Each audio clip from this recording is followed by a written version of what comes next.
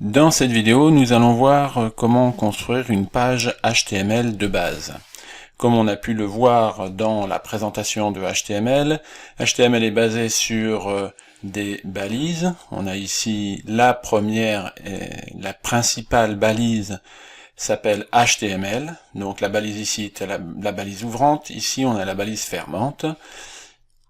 Ensuite, on va trouver le head, qui est l'entête de cette page HTML, et body, le corps de la page. Donc, pour faire nos premiers tests, on va d'abord lancer un éditeur. Voilà. Et on va pouvoir taper notre code, le code HTML de base. Voilà, le code est copié, on a le titre, le contenu de la page. Maintenant, on enregistre. Et on va l'enregistrer, on va l'appeler page 1. Il faut bien faire attention de l'enregistrer au format HTML, ce format-là. On enregistre, et maintenant, on va pouvoir... On voit notre page là, on va pouvoir l'ouvrir avec un navigateur. Ici, on va utiliser Firefox. Voilà, on voit bien ici le contenu de la page et le titre qui apparaît, qui apparaît dans l'onglet et le contenu de la page. Pour l'instant, rien n'est mis en forme, mais on va pouvoir commencer à faire une mise en forme. Donc comme on a pu le voir, on a différentes balises qui nous permettent de structurer notre page. On va utiliser une balise titre, le premier titre. On va positionner le titre dans le contenu de la page. Donc H1, un texte aligné à gauche, là ici c'est ce qu'on appelle un attribut de la balise, texte aligné à gauche. On enregistre et on regarde. Là ce que l'on voit c'est que nous avons écrit un texte aligné en utilisant 2 caractères accentués et qu'à l'affichage ça ne se passe pas de la même manière, on n'a pas nos caractères accentués. Ceci est dû au fait que le code utilisé par les navigateurs pour afficher les caractères n'est pas le même que celui que l'on a utilisé quand on a écrit notre page HTML. Donc pour éviter ce petit désagrément, on va rajouter ici une balise qui va définir le jeu de caractères en UTF-8. On enregistre et on voit bien que notre code est correctement affiché.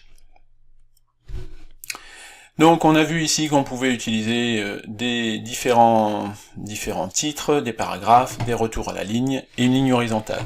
On va tester notre ligne horizontale. Par exemple, HR size 5, une largeur de 50% de la page et alignée à gauche. On teste et on voit que notre ligne est bien alignée à gauche. Et là, à chaque fois qu'on touche à la largeur de la fenêtre, on voit bien que la ligne horizontale se positionne toujours à 50% de la largeur de notre page.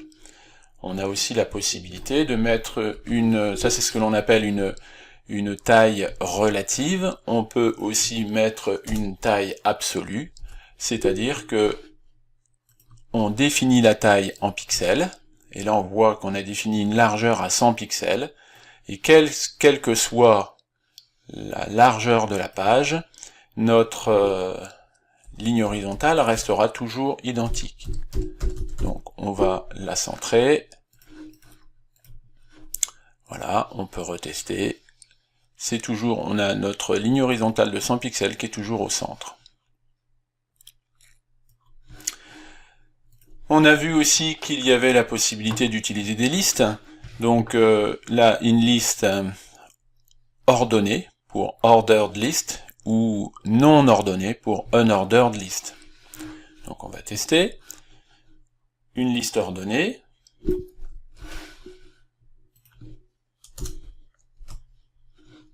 Alors, je vais faire attention de bien décaler. Je vais respecter mon indentation. L'indentation, c'est le fait de décaler à droite quand on ouvre une balise. Le code qui est à l'intérieur d'une balise est décalé sur la droite. Et quand on sort de la balise, on se redécale à gauche. Donc on a une liste ordonnée. Et on va maintenant mettre une liste non ordonnée. Voilà, les articles 1 à 3 sont ordonnés et non ordonnés pour A et B. Je teste maintenant et j'ai bien une liste ordonnée. On peut remarquer que les numéros 1, 2, 3 et les puces ne sont pas, je ne les ai pas écrits. C'est le langage HTML qui les affiche. On a vu aussi qu'on avait la possibilité d'utiliser des tableaux. Donc on va tester notre tableau. Le tableau est défini par la balise tab.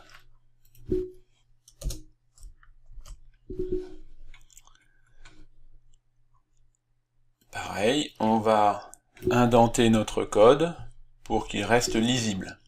On voit bien que tout ce qui est à l'intérieur de la balise table est décalé vers la droite. Donc là, comme on n'a plus besoin de visualiser nos éléments que l'on a affichés juste précédemment, on peut les réduire, ça nous laisse un code beaucoup plus lisible. Donc la première des choses, c'est le titre du tableau, ensuite TR pour Table Row, la première ligne, et la deuxième ligne, avec les éléments qui seront affichés titre A1 à titre A4, qui sont en TH, Table Header, pour des en-têtes de tableau, et ici on a nos TD, Table Data, pour des valeurs de données à afficher. Pareil, on va tester et on voit notre tableau qui s'affiche.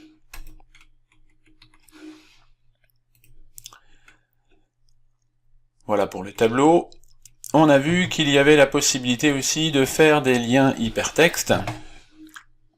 Donc nous allons tester le lien hypertexte qui nous permet de passer d'une page à une autre.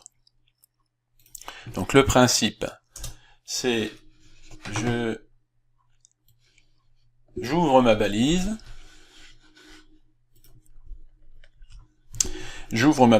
et je donne l'adresse de la page à laquelle je veux accéder. Donc là, et puis ensuite, là, c'est le texte qui sera affiché pour indiquer la page. Donc là, je vais mettre page 2. Je vais peut-être mettre une majuscule. Et ici, je vais dire, ben on va ouvrir page 2.html. Maintenant, quand je cliquerai sur ce lien, alors on va tester, on va voir le résultat.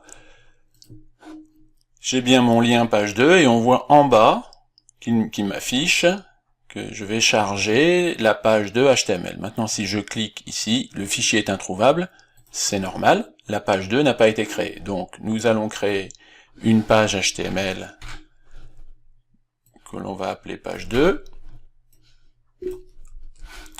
Toujours la page HTML de base.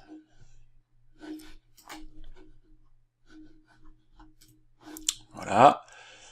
On va l'appeler ici page 2.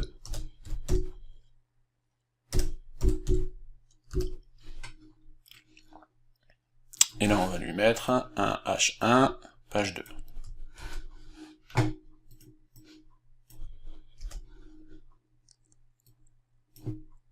On va le centrer.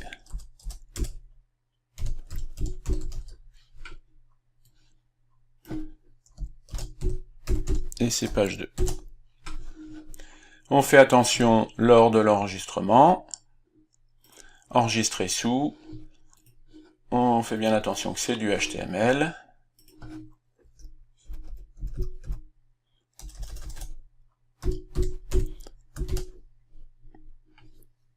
Page 2.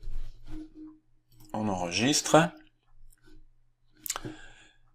La page 1 est enregistrée, ce qui fait que si je recharge ma page 1, quand je clique sur page 2, je passe bien sur page 2.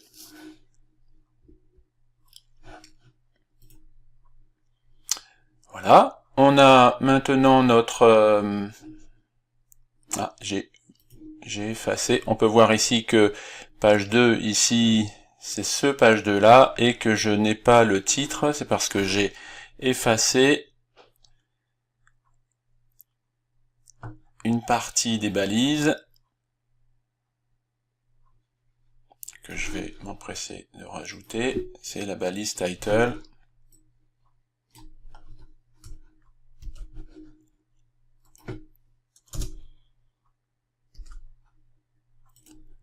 Je remets en place.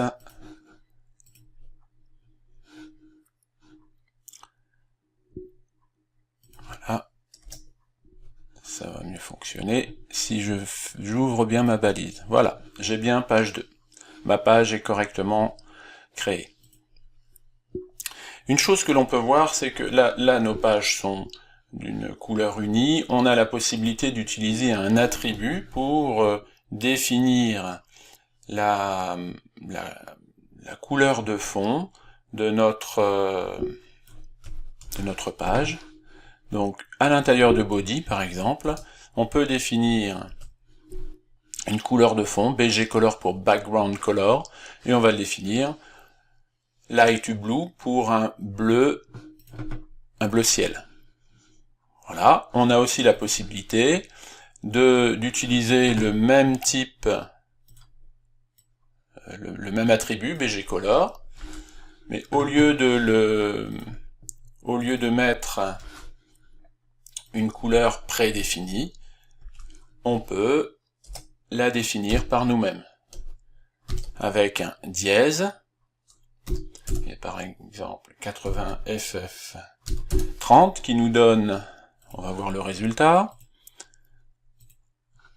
c'est du vert. Pourquoi?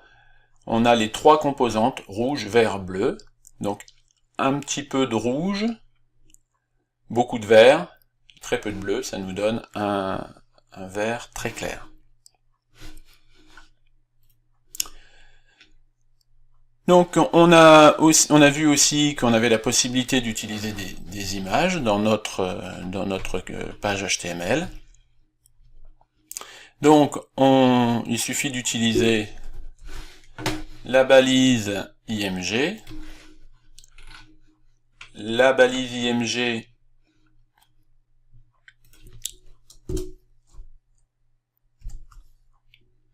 se présente comme cela, avec SRC, c'est la source de l'image à afficher, et derrière, le texte remplaçant l'image, ça c'est utile quand les images sont très très lourdes à charger, le temps qu'elles chargent, on voit un texte pour indiquer que l'image est en train de se charger.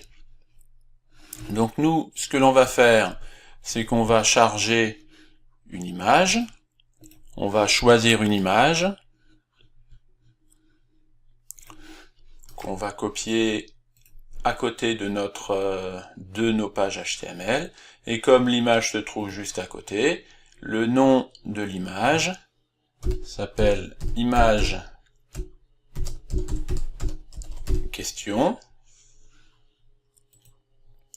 Voilà, image question. On voit que c'est du fichier JPEG. C'est très bien. On enregistre, on recharge, et on voit notre image qui s'affiche. Le seul problème, c'est qu'elle est un petit peu grande, donc on va diminuer la taille. White, pour indiquer la largeur. Et on va la mettre, par exemple, à 50%. On enregistre, on recharge, et on a bien notre image. On a vu que on avait la possibilité donc d'utiliser une image qui se trouve juste à côté de notre page HTML, mais ce qui peut être intéressant aussi, c'est de charger une image qui se trouve sur Internet.